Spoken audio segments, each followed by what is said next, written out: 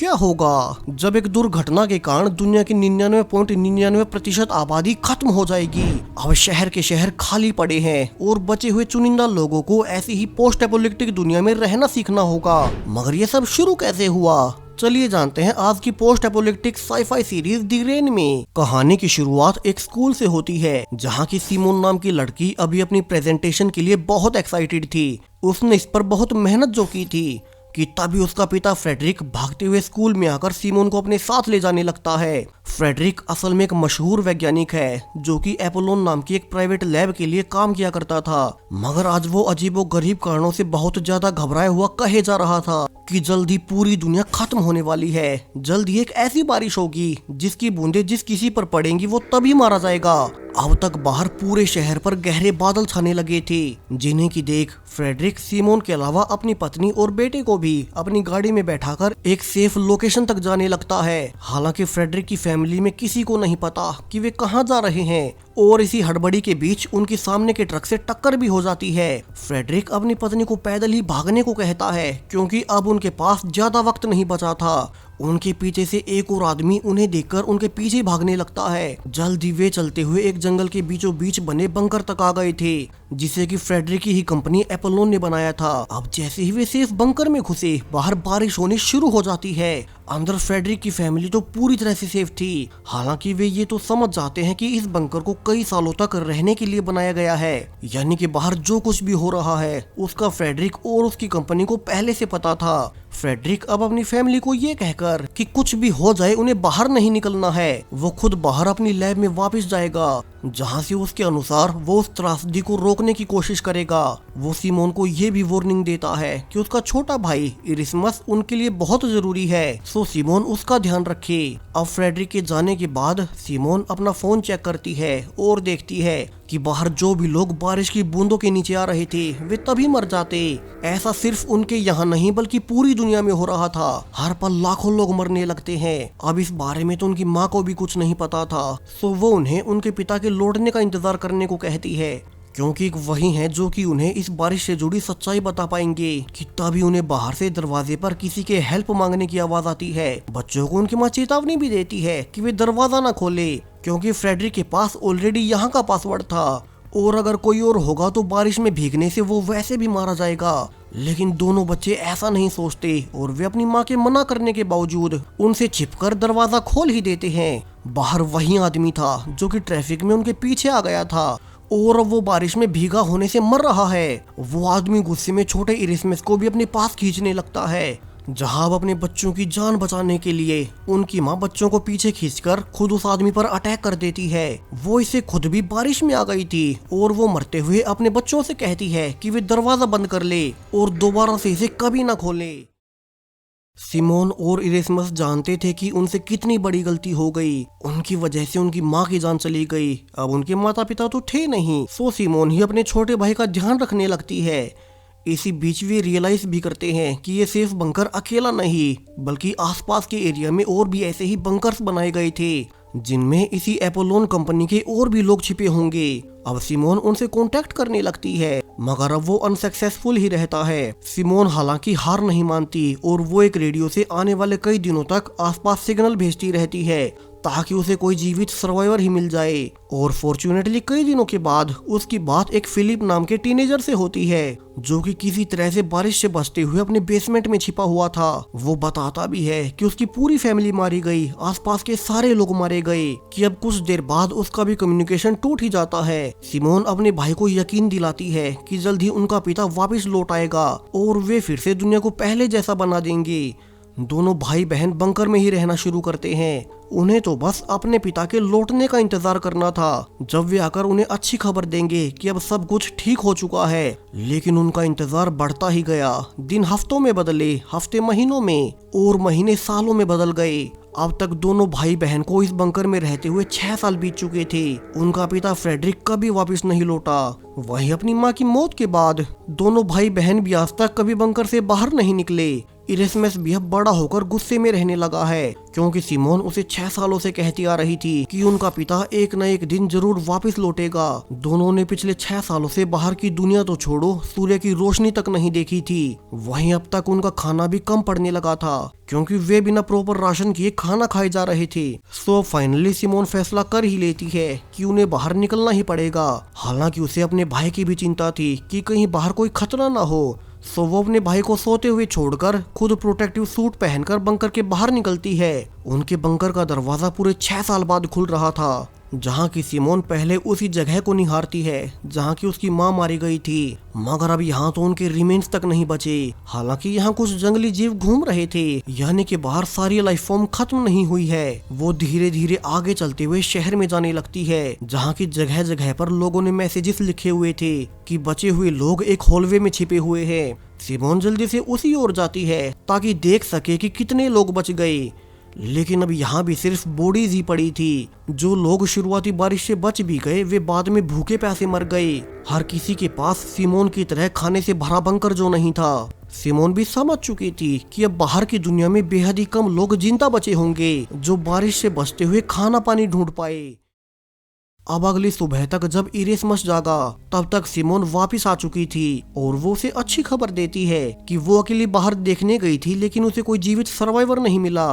और अब चूंकि उनका खाना भी खत्म हो रहा है, तो वे बाहर निकल सकते हैं। उन्हें बस ध्यान देना होगा कि वे बारिश की बूंदों से बचकर रहें। दोनों एक दिन बाद बाहर जाने का फैसला करते हैं, जब बंकर के बाहर सूर्य की रोशनी खिली हो। लेकिन जब वे दोनों सो ही रहे थे कि बाहर से कोई जानबूझकर उनकी एयर वेंट को सील करने लगता है, जिससे जल्द ही बंकर की सारी ऑक्सीजन खत्म हो गई। सो अब उन्हें जान बचाने के लिए बाहर निकलना ही पड़ता है। यहाँ बाहर कई सारे लोग इसी का इंतजार कर रहे थे। असल में कल रात जब सिमोन बाहर गई, तब कुछ सर्वाइवर्स ने उसे देख लिया था और उसका पीछा करते हुए वे बंकर तक आ गए।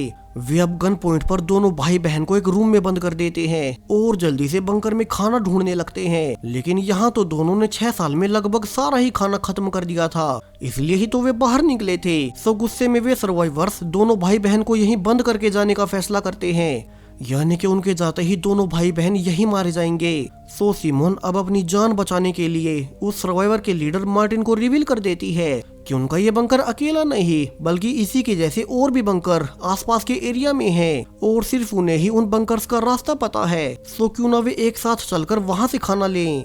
अब सर्वाइवर ग्रुप का लीडर मार्टिन दोनों भाई बहन को अपने साथ ग्रुप में मिला लेता है और वे एक साथ उस दूसरे बंकर तक जाने लगते हैं।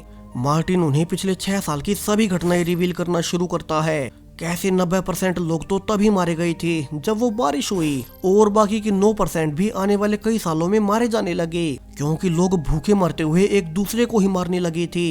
इसीलिए मार्टिन का ग्रुप भी एक साथ मिलकर बाकी लोगों से खाना पानी छीनते हैं और खुद की जान बचाते हैं। वहीं ऊपर से बारिश आते ही उन्हें सेफ जगहों पर छिपने जाना पड़ता है। अब दुनिया पहले जैसी नहीं बची। इंसान की दुश्मन सिर्फ वो टॉक्सिक बारिश नहीं, बल्कि खुद बचे हुए इंसान भी हैं। सो उन्हें दूसरे इंसानों का ध्यान रखना होगा। मार्टिन अब उन्हें अपने ग्रुप के बारे में बताता है, कैसे वो खुद बारिश से पहले एक सोल्जर हुआ करता था, मगर फिर बारिश से सब मरने लगे और अपनी पूरी टीम में मार्टिन अकेला ही बचा।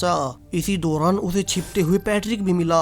पैट्रिक को भी गन चलानी आती थी, सो दोनों ने एक साथ मिलकर खाना ढूंढना शुरू किया। समय के साथ उन्हें 3 और मेंबर्स मिले और वे पांचों अब तक एक साथ मिलकर रहते हैं। वहीं ग्रुप की एक लड़की बेट्रिस मार्टिन से रिलेशनशिप में थी। अब प्रेजेंट में दोनों भाई बहन के साथ ये ग्रुप 7 लोगों का हो चुका है और वे दूसरे बंकर तक जा रहे थे। अब इरेस्मस, जो कि 6 साल बाद बाहर की दुनिया देख रहा था, वो मार्टिन के ग्रुप से बातें करते हुए बहुत खुश था कि उसे कम से कम बाहर की दुनिया तो दिखी। वो जंगलों को देख ही रहा था कि तभी उन्हें दूर से कुछ गाड़ियां आते हुए नजर आती हैं। सभी जल्दी से छिप जाते हैं और मार्टिन दोनों भाई बहन को सतर्क करता है कि ये हथियारों के साथ वाले लोग एक स्ट्रेंजर ग्रुप के लोग हैं, जो कि आम सर्वाइवर्स को किडनैप कर उठा ले जाते हैं। सो उन्हें उनसे बचकर रहना होगा। आज भी वे दोनों एक और लड़की के पीछे पड़े थे। सो हमेशा की तरह मार्टिन तो अपने ग्रुप के साथ दूसरी दिशा में जाने लगता है ताकि वे खुद सेफ रहें, मगर सिमोन कहती है कि उन्हें उस लड़की की जान बचानी चाहिए और वो बिना किसी की सुने उन्हें बचाने भागने लगती है। वहीं वो लड़की तो खुद गलती से पानी में चली गई थी, जो कि बारिश से इकट्ठा हुआ था, यानी कि अब तो वो वैसे भी मारी जाएगी। मार्टिन अब सभी के सामने उसे गोली मार देता है ताकि वो तड़पे ना। यहाँ सिमोन और इरेस्मस को भी सबक मिल चुका था कि अब दुनिया वैसी नहीं बची कि वे किसी और की मदद के लिए खुद को खतरे में डालें। ग्रुप आज पूरे ही दिन चलने के बाद रात के लिए एक अबेंडन बिल्डिंग में रुकने का फैसला करता है, जबकि इरेस्मस को एक बॉडी से जूते भी मिल गए जो कि वाटरप्रूफ थे और ये उसके बहुत काम आएंगे। अब रात होने पर जब बाकी सब सो गए तो इरेस्मस अकेला उठकर देखता है कि बिएट्रिस लीडर मार्टिन के साथ इंटीमेट हो रही थी।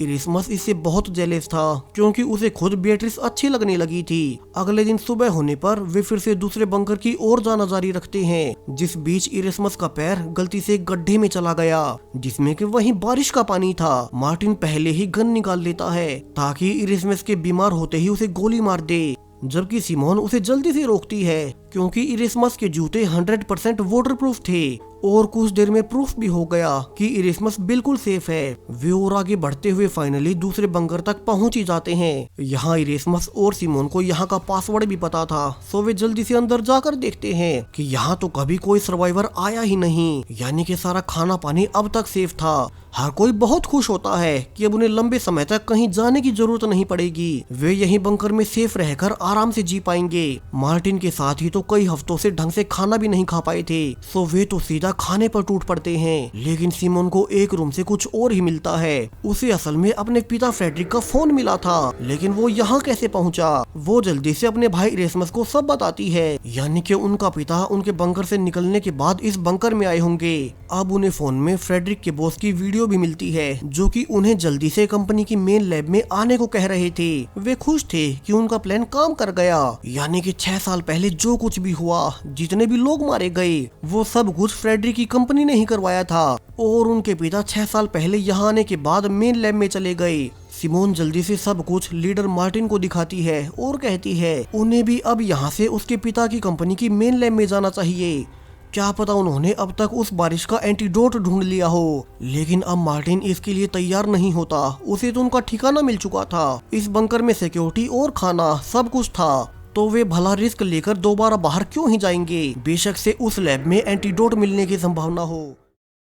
सो सिमोन अब अपने भाई इरेस्मस के साथ अकेली ही बंकर से निकलकर जाने लगती है। वहीं पीछे बंकर में जब बाकी टीम को पता चलता है कि मार्टिन ने दोनों भाई बहन को अकेले ही जाने दिया, तो बिएट्रिस भी 2 और लोगों लिया और जीन के साथ उनके पीछे चली जाती है। क्या पता उन्हें उस लैब में कोई एंटीडोट मिल ही जाए और फिर उन्हें बारिश से बचने की कोई जरूरत ना पड़े। अब बंकर में सिर्फ मार्टिन और पैट्रिक ही बचे थे, जबकि बाहर सिमोन और इरेस्मस बाकी तीनों से मिल ही गए और वे पांचों एक साथ मिलकर आगे बढ़ने लगते हैं। वे लगातार चलते हुए एक साथ मिलकर बर्बाद हो चुके शहरों को पार करते जा रहे थे। पांचों खुश थे कि वे इस एडवेंचरस जर्नी को एक साथ पूरी कर रहे हैं। अब तो उन्हें इस जर्नी में मजा भी आने लगा था क्योंकि अब उन्हें बचने की उम्मीद मिल चुकी थी। और अब जब वे एक शहर में रुककर खाना खा ही रहे थे तो जीन और लिया कहते हैं कि वे जीन के लिए एक पास के ग्लास स्टोर से दूसरे चश्मे लेने जा रहे हैं क्योंकि उसके पहले वाले चश्मे भागते हुए टूट चुके थे।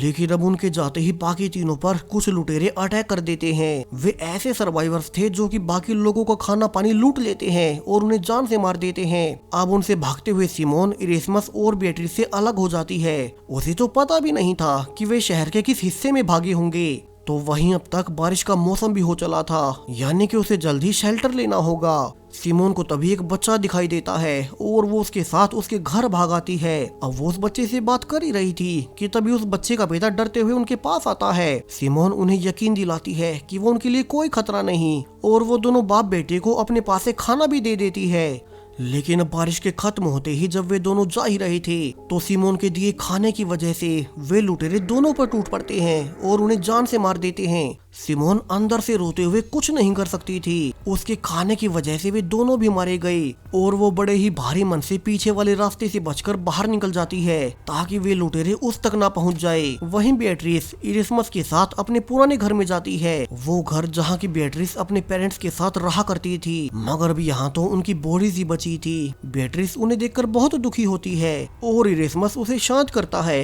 कि अब वो उसके साथ है। वहीं अब चूंकि बारिश भी रुक चुकी थी तो वे सब उसी जगह पर जाते हैं जहाँ से वे सब भागकर अलग हुए थे और फाइनली पांचों फिर से मिल ही गए। लेकिन एक लुटेरा सिमोन का पीछा करते हुए यहाँ तक आ गया और वो इरेस्मस को चाकू की नोक पर ले लेता है, ये कहकर कि वे लोग अपना सारा खाना पानी उसे सौंप दे। कि तभी पीछे से मार्टिन और पैट्रिक गन के साथ वापस आ जाते हैं, क्योंकि उन्हें बाद में एहसास हो ही गया कि उन्हें अपने ग्रुप के साथ होना चाहिए। लेकिन अब गुस्से में वो लुटेरा इरेस्मस को चाकू मारकर वहाँ से भाग जाता है। सिमोन जल्दी से अपने भाई को देखकर रोते हुए कहती है कि अगले ही शहर में एक और बंकर है, तो उन्हें इरेस्मस की जान बचाने के लिए वहीं जाना होगा, क्योंकि बंकर्स में मेडिकल की सुविधाएं भी होती हैं। और वे सभी अब इरेस्मस को उठाकर भागते हुए उसी तीसरे बंकर तक पहुंच जाते हैं, मगर यहाँ तो सब कुछ बर्बाद पड़ा था।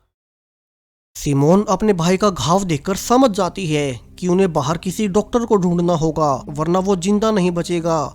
वहीं बाहर जीन और लिया देखते हैं कि वहां से उन स्ट्रेंजर्स की गाड़ियां निकल रही थी। सो मार्टिन कहता है कि वे पहले उन गन वाले स्ट्रेंजर से उनकी गाड़ियां छीनेंगे और उन्हीं से आगे दूसरे टाउन में चले जाएंगे।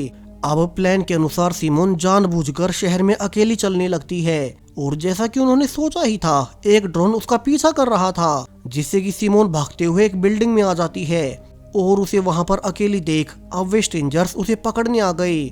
लेकिन यही तो मार्टिन का प्लान ही था। वे पीछे से अटैक कर उन पर काबू कर लेते हैं। उनके वेपन्स लेने के बाद मार्टिन उनसे पूछता भी है कि वे बाकी सर्वाइवर्स को क्यों पकड़ते हैं और कहां ले जाते हैं, लेकिन वे स्ट्रेंजर्स उन्हें कुछ भी बताने को तैयार न थे। इसी बीच जिन नोटिस करता है कि एक सोल्जर के हाथ पर स्नेक का टैटू बना हुआ था, जिससे वो बहुत डर गया, क्योंकि ये टैटू उसके पास्ट से जुड़ा था। अब मार्टिन सभी तीनों सोल्जर्स को जान से मारने लगता है, मगर सिमोन मना कर देती है कि उन्हें तो बस उसकी गाड़ी ही चाहिए थी और मार्टिन को उसे जान से नहीं मारना चाहिए। अब मार्टिन बाकी सबको गाड़ी में जाने का कहकर उसका वहीं पर वेट करने को कहता है और फिर उन्हें 3 गन शॉट्स सुनाई देते हैं। सभी को लगा कि मार्टिन ने उन्हें जान से मार दिया होगा और अब वे एक साथ उनकी गाड़ी लेकर इरेस्मस को लेकर अगले टाउन में जाने लगते हैं। इसी बीच जीन अपना पास्ट याद करता है। जब पहली बार वो बारिश हुई थी, तब जीन एक फैमिली के साथ छिप कर रहने लगा, लेकिन एक दिन उनके घर पर उन स्ट्रेंजर्स की गाड़ियां आ गई। वे उस पूरी फैमिली को अपने साथ ले जाना चाहते थे और जब वहां के हेड ने इसके लिए मना कर दिया तो उन्होंने उसे गोली मार दी। जिसने उसे गोली मारी थी उसके हाथ पर वही स्नेक वाला टैटू बना हुआ था, इसलिए ही पहले जीन उसे देखकर डर भी गया था। इसके बाद वे लोग उस बच्ची की माँ को लेकर जाने लगे, तो वहीं अंदर जीन उस बच्ची के साथ छिपा हुआ था और कहीं उन्हें उनकी आवाज ना जाए, इसलिए जीन उस बच्ची के मुंह पर कुछ ज्यादा ही तेजी से हाथ रख लेता है। और जब उन सोल्जर्स के जाने के बाद उसने हाथ हटाया तो उसे रियलाइज हुआ कि उसने तो गलती से बच्ची की सांसें ही रोक दी। उस घटना के बाद जीन कभी चैन से नहीं सो पाया। अब प्रेजेंट में ग्रुप एक डॉक्टर का एड्रेस ढूंढ निकालते हैं और वे डॉक्टर को समझाकर कि वे तो बस अपने एक साथी का इलाज करवाना चाहते हैं और इसके बदले में वे उसे बहुत सारा खाना भी दे देंगे। वो डॉक्टर इसके लिए मान ही गई, लेकिन जब वो डॉक्टर इरेस्मस के घावों को स्टिच कर दवा लगा रही थी कि सिमोन उसे गलती से रिवील कर देती है कि वे मशहूर साइंटिस्ट फेडरिक के ही बच्चे हैं, जो कि एपोलोन कंपनी के लिए काम किया करता था। अब ये सुनते ही डॉक्टर उन्हें झूठ बोल देती है कि उन्हें इरेस्मस को उसकी लैब में ले जाकर टेटनस का इंजेक्शन देना होगा और वो सिमोन और इरेस्मस को अपने साथ अकेले चलने को कहती है। यहाँ जाते हुए दोनों भाई बहन को भी शक हो रहा था कि इरेस्मस के घाव तो उन्होंने सील दिए और उन्होंने उस पर दवा भी लगा दी, तो अब ये इंजेक्शन क्यों चाहिए। और ये सब डॉक्टर उनके पिता के नाम जानने के बाद कर रही थी। अब डॉक्टर जल्दी से इरेस्मस और साइमन को बांधने के बाद रिवील कर देती है कि असल में उन्हीं के पिता की वजह से पूरी दुनिया बर्बाद हुई, करोड़ों लोग मारे गए और उस वायरस को बनाने वाला कोई और नहीं बल्कि उन्हीं का पिता फ्रेडरिक ही था। इसलिए अब वो उनसे बदला लेने के लिए इरेस्मस को जहर का इंजेक्शन दे देगी। दूसरी ओर इन सब से अनजान ग्रुप के बाकी लोग जब डॉक्टर के घर पर इंतजार कर ही रहे थे तो उन्हें बाहर से स्ट्रेंजर्स की कई सारी गाड़ियां इसी ओर आते हुए नजर आती हैं। जीन को वहीं स्नेक टैटू वाला सोल्जर भी दिखाई देता है जिसने पास्ट में उस बच्ची की फैमिली को मारा था। सो वो इस बार गुस्से में खुद बाहर जाकर उस टैटू वाले सोल्जर को जान से मार देता है। हालांकि फिर बाकी सोल्जर्स उसे पकड़ ले गए। सो अंदर से मार्टिन अपने बाकी साथियों के साथ पीछे वाले रास्ते से बाहर भागने लगता है। वही लैब में तो वो डॉक्टर इरेस्मस को इंजेक्शन लगाने ही वाली थी कि आखिरी वक्त पर पैट्रिक अंदर जाकर डॉक्टर को ही जान से मारकर उन दोनों को बचा लेता है। अब वे सब वहां से तो निकल गए, मगर उन्होंने अपने एक साथी जीन को खो दिया। पैट्रिक गुस्से में मार्टिन से कहता भी है कि अगर उसने साइमन की बात ना मानते हुए उन सभी को मार दिया होता तो आज उनका साथी जीन उनके साथ ही होता। अब आने वाले कई दिनों में ग्रुप लगातार जंगल के रास्ते ही आगे बढ़ना जारी रखता है ताकि वे जल्द से जल्द मेन लैब तक पहुंच सके। वे बीच बीच में रुकने के लिए अबेंडन घरों में रुक जाते। अब ऐसे ही आज सुबह जब मार्टिन कहता है कि उन्हें पास के बंकर से जाकर खाना ले आना चाहिए क्योंकि उनका ज्यादातर खाना तो उस डॉक्टर के पास ही रह गया था, तो आज इरेस्मस कहता है कि वो उनके साथ चल नहीं पाएगा और आज वो यहीं रहकर रेस्ट करेगा। अब बाकी ग्रुप के लोगों के पूछने पर बेatrice को उसके पास सेफ्टी के लिए छोड़ दिया जाता है और इसके बाद बाकी सब पास के बंकर के लिए बाहर निकल जाते हैं। इरेस्मस उनके जाने के बाद रिवील भी करता है कि उसे बेatrice बहुत पसंद है, इसीलिए ही उसने बाकी सबसे झूठ बोला कि उसे चलने में प्रॉब्लम है। बेatrice भी से खुश थी क्योंकि उसे भी इरेस्मस बहुत पसंद है और दोनों एक साथ टाइम स्पेंड करने लगते हैं। वे इस बार अकेले होने से इंटीमेट भी हो गए और इरेस्मस के लिए तो ये पहली बार ही था। वहीं दूसरी ओर बाकी ग्रुप को भी उस बंकर से ढेर सारा खाना मिल गया था, लेकिन यहाँ उन्हें एप्लोन की लैब की कुछ वीडियोस भी मिलती हैं जिनमें सिमोन के पिता फ्रेडरिक लोगों पर उसी वायरस को टेस्ट कर रहे थे, वही वायरस जो कि बाद में पूरी दुनिया में फैला। और यहाँ से सिमोन को अब पक्का यकीन हो चुका था कि वो डॉक्टर सच बोल रही थी। उस एपोलोन कंपनी के लिए उसी के पिता ने वो वायरस डेवलप किया था। लेकिन अब जब वे निकल ही रहे थे कि सामने से उन्हें इरेस्मस बेatrice की बॉडी को लेकर आते हुए नजर आता है। वो रोते हुए रिवील करता है कि बेatrice एक ऐसे डॉग के पास चली गई जो कि बारिश के पानी से भीगा हुआ था, इसलिए वो खुद भी इन्फेक्टेड होकर मारी गई। अब सिमोन जल्दी से इरेस्मस को बेatrice से दूर रहने को कहती है क्योंकि ऐसे तो वो खुद भी इन्फेक्टेड हो जाएगा। लेकिन अब बेatrice के मरने के बाद इरेस्मस खुद भी जीना नहीं चाहता। उसे पहली बार लाइफ में कोई अपनी दोस्त मिली थी और अब वो भी मारी गई।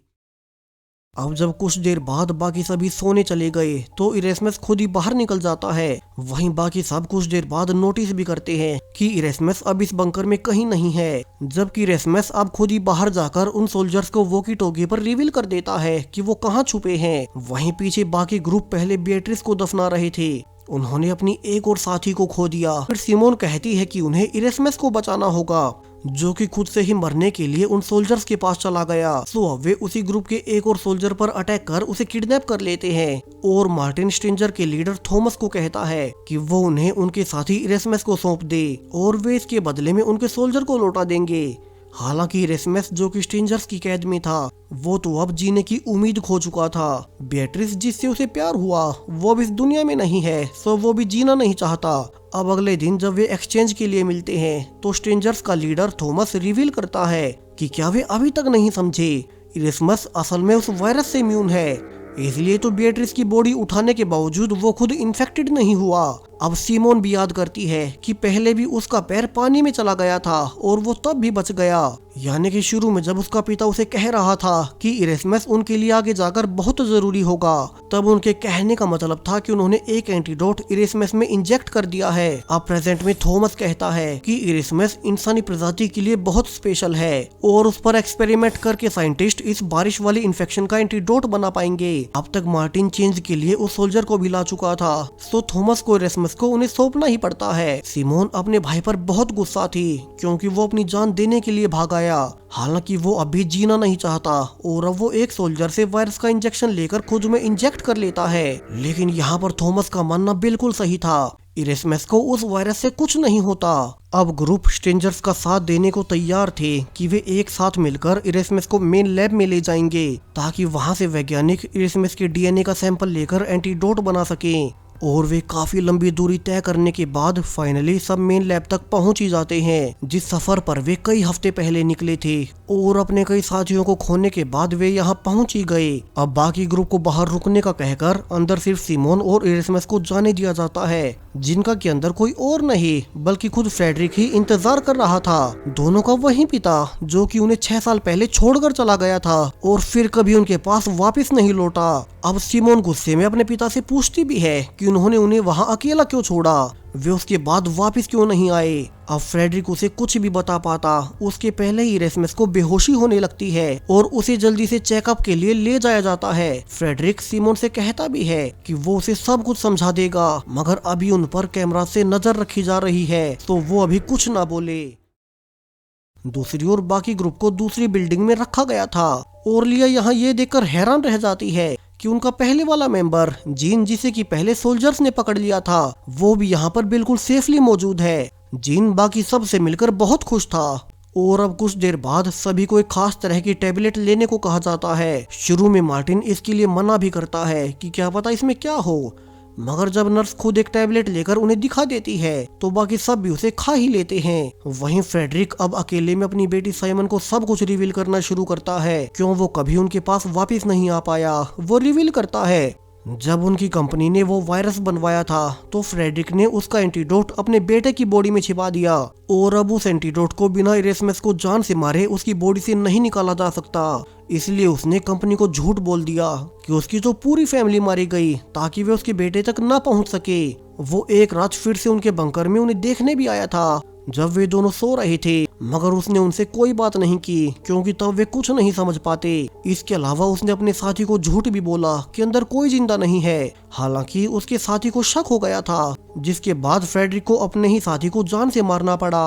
अब फ्रेडरिक इरेस्मस को देखने उसके रूम में जाता है, लेकिन यहाँ तो सरप्राइजिंगली सारे ही डॉक्टर्स इन्फेक्टेड होकर मर रहे थे। फ्रेडरिक जल्दी से इरेस्मस का डीएनए चेक करने लगता है और जो उसे पता चलता है वो तो बहुत ही खतरनाक था। वो जल्दी से पूरी बिल्डिंग को लॉक करवा देता है ताकि कोई बाहर ना निकल सके। दरअसल इरेस्मस की बॉडी में जो वायरस गया था वो समय के साथ इवॉल्व हो गया और अब वो पहले से भी और ज्यादा खतरनाक हो चुका है। अब इरेस्मस खुद ही उस वायरस का सबसे बड़ा कैरियर बन गया। इसी कारण जो डॉक्टर्स इरेस्मस को ट्रीट कर रहे थे वे सभी मारे गए। फ्रेडरिक अपनी बेटी से भी कहता है कि वो अकेले ही अपने साथियों के साथ यहाँ से बाहर निकल जाए, लेकिन वो इरेस्मस को बाहर नहीं जाने दे सकता। इसके अलावा उसके पास और कोई ऑप्शन नहीं है। लेकिन सिमोन ऐसा नहीं करती। वो उल्टा अपने दोस्तों को वीडियो कॉल पर कह देती है कि वे कैसे भी करके उनकी मदद करे और उन्हें अभी इरेस्मस को बाहर निकलवाना होगा, वरना उसका पिता इरेस्मस को जान से मार देगा। सिमोन अपने पिता के मना करने के बावजूद इरेस्मस को लेकर बाहर भागने लगती है, लेकिन आखिरी गेट पर फ्रेडरिक खुद गन लेकर आता है कि वे इरेस्मस को यहीं छोड़ दे। वहीं इसी बीच जब मार्टिन ने उन्हें रोकने की भी कोशिश की तो फ्रेडरिक उसे भी कंधे में गोली मार देता है। इसी बीच सिमोन गुस्से में अपने ही पिता पर टूट पड़ी और उसने उनकी गन भी छीन ली। तो वहीं अब तक पैट्रिक भी गाड़ी लेकर आ चुका था और वे सब उस गाड़ी में बैठकर बाहर निकलने लगते हैं। लेकिन अब बाहर एंट्रेंस पर आकर थॉमस उन्हें रिवील करता है कि वे सब इस बाउंड्री से बाहर नहीं जा सकते, और वो उन्हें इसकी वजह भी बताता है कि जो उनके बाकी ग्रुप के मेंबर्स को टैबलेट खिलाई गई थी उसकी वजह से वे फैसिलिटी की तय लिमिट से आगे नहीं जा सकते, वरना वे सब मारे जाएंगे।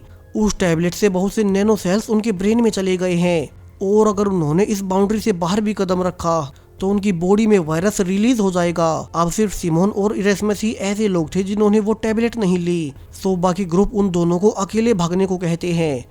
लेकिन सिमोन के अनुसार वो उन्हें पीछे नहीं छोड़ सकती और वो उन्हीं के साथ इसी एरिया में कहीं और छिप जाएंगे। वहीं दूसरी ओर एप्लोन कंपनी की बहुत बड़ी मीटिंग चल रही थी, जिसमें कंपनी का हेड रिवील करता है कि अब तक उनका प्लान पूरी तरह से कामयाब रहा है और वे उस वायरस को अपने फायदे के लिए वेपनाइज कर सकते हैं। इसी थ्रिलिंग एंडिंग के साथ द रेन सीरीज का पहला सीजन यहीं पर खत्म हो जाता है। अब उस वायरस का असली राज क्या था, कंपनी उससे क्या करना चाहती है, जबकि अब इरेस्मस का क्या होगा, सब कुछ रिवील होगा इस सीरीज के दूसरे सीजन में, जो कि जल्द ही चैनल पर आने वाला है। सो मेक श्योर कि आपने चैनल को सब्सक्राइब कर रखा हो इस सीरीज के आने वाले दूसरे सीजन के लिए। Thank you.